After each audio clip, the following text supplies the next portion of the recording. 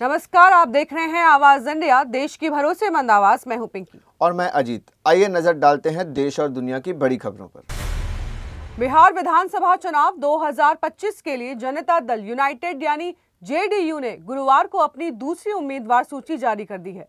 इस सूची में कुल 44 नाम शामिल है। खास बात यह है कि इस लिस्ट में 4 मुस्लिम नेताओं को टिकट मिला है। अमौर से सबा जफर, जोकीहाट से मंजर आलम, अर्रिया से शगुफ्ता अजीम और चैनपुर से मोहम्मद जमा खान मैदान में है। इसके अलावा जेडीयू ने 9 महिलाओं को भी टिकट दिया है। ओबीसी और अति पिछड़ा वर्ग से सबसे ज्यादा उम्मीदवारों का चयन किया गया है। दूसरी सूची के साथ ही जेडीयू ने अपने सभी 101 सीटों के उम्मीदवारों की घोषणा पूरी कर दी है, जो चुनावी रणभूमि में सियासी समीकरण को और दिलचस्प बनाएगी।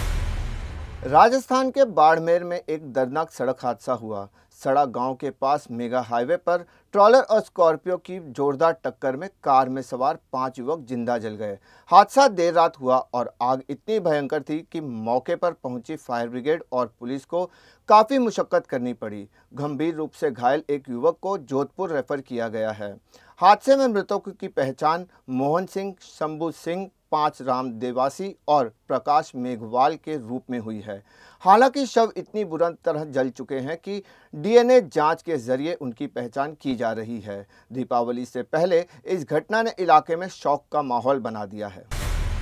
बिहार विधानसभा चुनाव में राजद की राजनीतिक रणनीति ने नया मोड़ ले लिया है। लालू प्रसाद यादव ने सारण की परसा सीट से करिश्मा राय को उम्मीदवार घोषित किया है।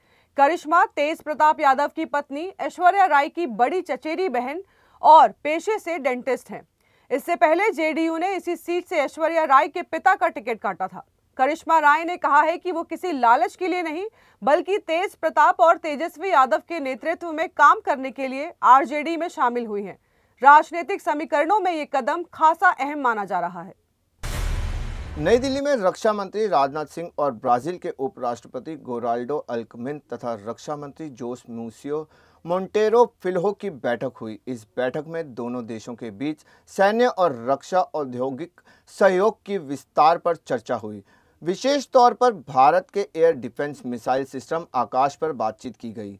इस मुलाकात के बाद कयास लगाए जा रहे हैं कि ब्राज़ील भविष्य में भारतीय रक्षा प्रणालियों को खरीद सकता है, जो दोनों देशों के रक्षा संबंधों में एक महत्वपूर्ण कदम साबित होगा।